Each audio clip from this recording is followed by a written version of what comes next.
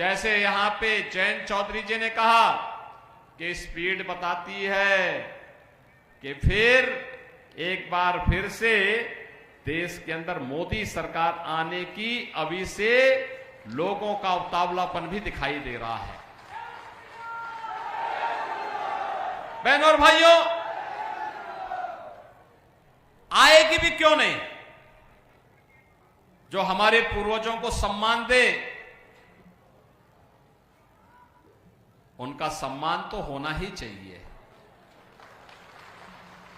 पहली बार चौधरी साहब को मोदी जी ने भारत का सर्वोच्च नागरिक सम्मान भारत रत्न देकर के हम सभी उत्तर प्रदेश वासियों का गौरव बढ़ाया है। चौधरी साहब ने इस बात को कहा था, भारत के विकास का मार्ग खेत और खलिहान से होकर के जाता है। अन्नदाता किसान का सम्मान होगा तब भारत का सम्मान बढ़ेगा। और यही तो कार्य प्रधानमंत्री मोदी जी ने किया। उन्होंने अन्नदाता किसानों के लिए अनेक योजनाएं प्रारंभ की। आज परिणाम हम सबके सामने है। आज हम सब उसके बारे में देख रहे हैं।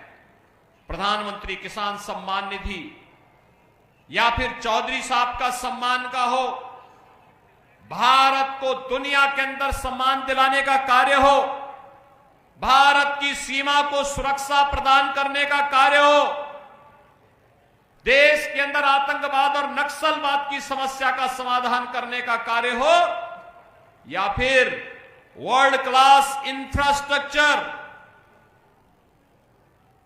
12 लेन का expressway, rapid rail, metro, IIT, IIM, medical colleges की श्रृंखला, एम्स जैसे संस्थान, वर्ल्ड क्लास यूनिवर्सिटीज की स्थापना, हर घर नल की योजना, ये तमाम ऐसी योजनाएं हैं जो नए भारत की पहचान बन रही है। यहां पे अभी चौधरी साहब तो अपने संबोधन में राम राम कह रहे थे, और आपने परसों अयोध्या में रामनवमी के दिन देखा होगा, रामलला का सूर्याभिषेक हो रहा था।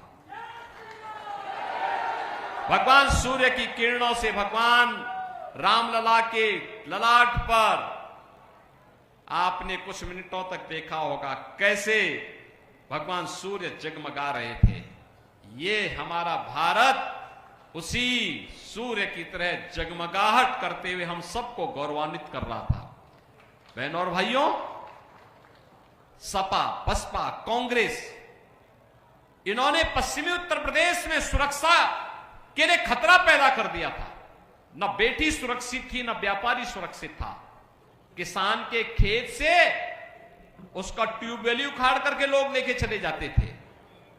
और सरकार बीजेपी की आई, हम लोगों ने एनडीए की सरकार में 15 लाख निजी नलकूप किसानों को फ्री में बिजली देने की कार्रवाई प्रारंभ कर दी है। बहनों और भाइयों, 27,000 करोड़ रुपए इस वर्ष हमने बजट में दे दिए हैं।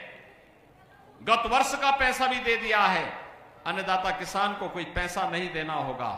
बहनों और भाइयों, जो चौधरी साहब का सपना था किसान को सुविधा मिले, उसी सपने को साकार करने के लिए सरकार ने निर्णय लिया।